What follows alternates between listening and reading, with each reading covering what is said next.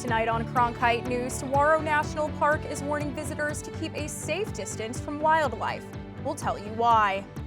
Plus, a new incentive to install chilled water fountains in the downtown Phoenix area. And Arizona State basketball head coach Bobby Hurley has been very vocal toward the refs in recent games. But now he is preaching composure to his team as they enter the heart of Pac-12 play. Good evening and welcome to Cronkite News. I'm Leslie Chapman. And I'm Eric List. Thank you for joining us. The chairman of the Arizona Republican Party, Jeff Dewitt, announced late this afternoon that he is stepping down. The announcement comes a day after an audio recording was published by a British tabloid. On the recording, Dewitt allegedly offers Kari Lake a bribe to stay out of the Senate race. Today, in response, Lake called him reprehensible. In response, Dewitt said in a statement, the recording from over 10 months ago is not only taken out of context, but also undermines the integrity of private discussion critical for party leadership. Now to the National Park program is reshaping what it looks like to be a teacher right here in Arizona. Cronkite News reporter Lauren Bly shows us how this program is filling a diversity void in the classroom. In Arizona, there's a wide teacher-to-student diversity gap, meaning kids of color might not see a teacher who may look like them. But one fellowship program is working inside Irving Elementary to change that. Every morning, Christian Dedman greets the Irving Elementary pre-K class with a smile on his face, giving them a connection to a black male which many young students of color don't have in the classroom. Dedman is a part of the Literacy Lab, a fellowship that hires men of color between the ages of 18 and 24. They want students to see men of color as positive role models. Throughout my life, every time we get maybe a random sub who was a guy or somebody who was black or something, I had a couple more questions. But other than that, I never connected with teachers on that. That wasn't really involved in the relationships. Pulled down. Last year, only 4% of teachers in Arizona were black, compared with 38% of the student body. An early education and development study found that kids taught by a teacher who was the same ethnicity often remembers more of what they learn. The Literacy Lab saw more than 19,000 students drop out of school during COVID. And since the pandemic, that number has increased. But the program targets young children with teaching reading and writing skills to alter that. We can actually grab the bull by the horns, get them while they're young, teach them literacy skills, and then we can start to curve that statistic.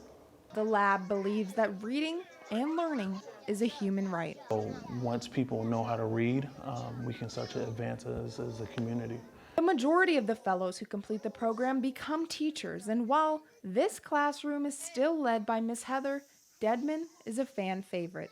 When the fellows aren't here, are asking where they are and, hey, are they coming back tomorrow, kind of a deal. And Dedman absolutely loves his job and why he does it. It fills in some gaps for me. I see, oh, this is the place where I could sit and fill in this gap and do this instead. Or I'll remember something that somebody did do for me, who did look like me or did something I wanted to do. And then he took the opportunity to say something or do something. The Literacy Lab is always accepting new applications for fellows. Requirements include having a GED or high school diploma, being fluent in American English, and possessing basic computer skills. In the newsroom, I'm Lauren Bly, Cronkite News.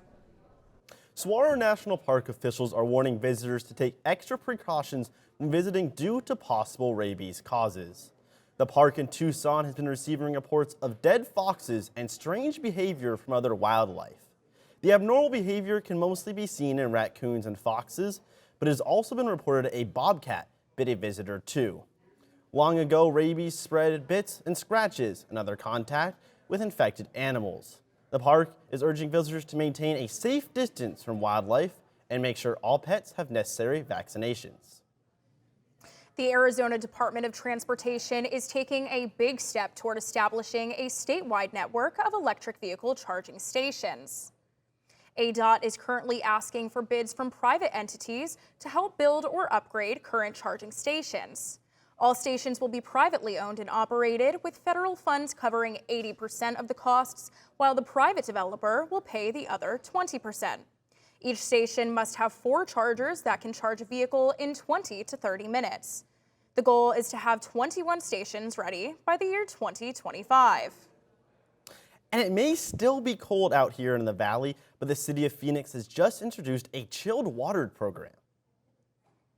2 bottle filling stations have been installed downtown, but the water will be chilled, which will be a welcome relief when temperatures soar well above 100 degrees during the summer months. One local program is highlighting Western culture. The Art of the Cowgirl gathers women together from across the nation, and as reporter Denson Cortez found out, the festival showcases emerging female artists and tradesmiths within Western culture.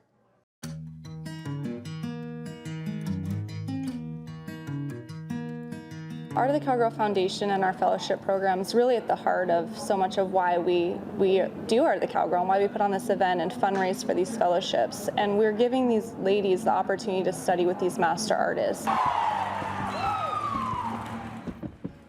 The Art of the Cowgirl Foundation started in 2019 when late founder Tammy Pate created a fellowship whose mission was to immerse women into Western trades. I would say it's a sisterhood. Everyone's very supportive of each other and encouraging. And it's great to connect with other artists and see what kind of cool stuff they're doing. According to the U.S. Department of Commerce, women only make up 10% of the trades, and in some skills, 2 to 3%. Western trades like leather artistry that were once male-dominated are now seeing the inclusion of female artists. We're fully funding this opportunity. We're connecting them with people in the industry that are the best in the industry. And we're just really trying to break down those barriers and also give these ladies confidence that they can do it. And sometimes that's all that takes is a master, someone from this Art of the Cowgirl that's part of it to say, you can do this, go for it. And it's life-changing for these women.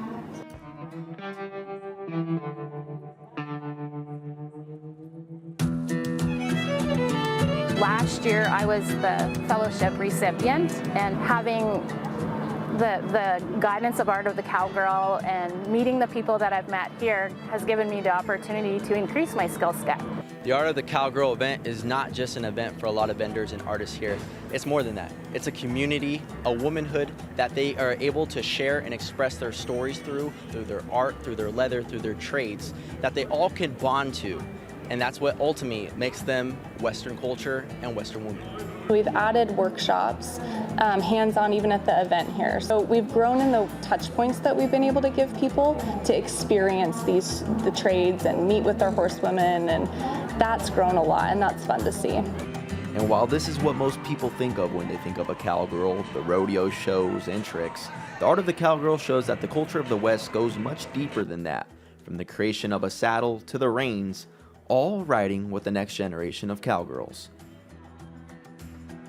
In Queen Creek, Denson Cortez, Cronkite News.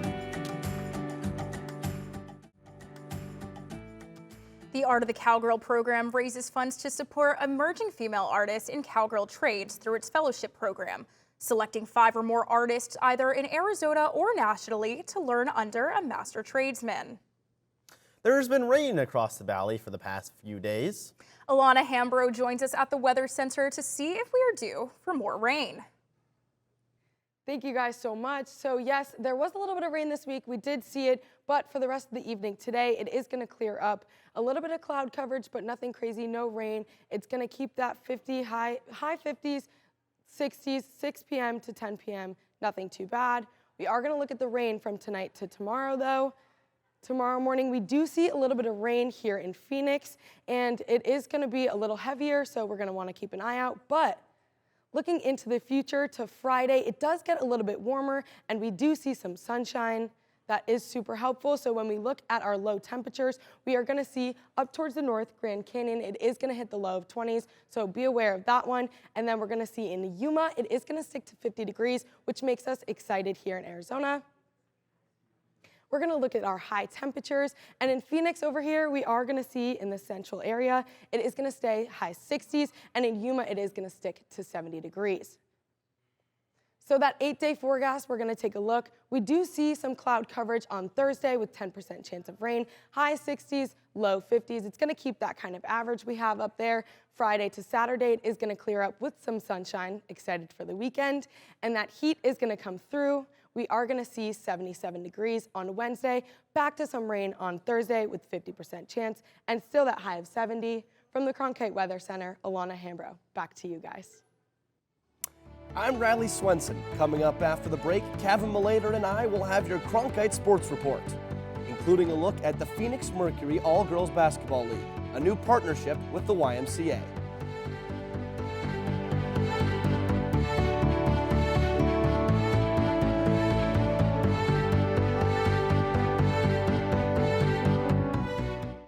ASU's one and only student-run radio station, Blaze Radio, provides students with opportunities to cover a variety of topics. From music, this is Sun City Garage, to sports coverage, against the Brewers in his last outing, he went to news. The bill also gives parents the ability to sue. And entertainment updates. Blaze Radio offers a fun environment to gain valuable broadcast experience. To find out more, visit blazeradioonline.com. This is CN to Go. I'm Emily Olson with your Wednesday news briefing. Do you want to create innovative content for Cronkite News? Do you enjoy listening to podcasts? Then CN to Go is for you. Cronkite News to Go is a podcast where students cover the latest headlines. Students become audio producers and hosts and will learn how to write, record, and edit stories. You can listen to the latest episodes on these platforms.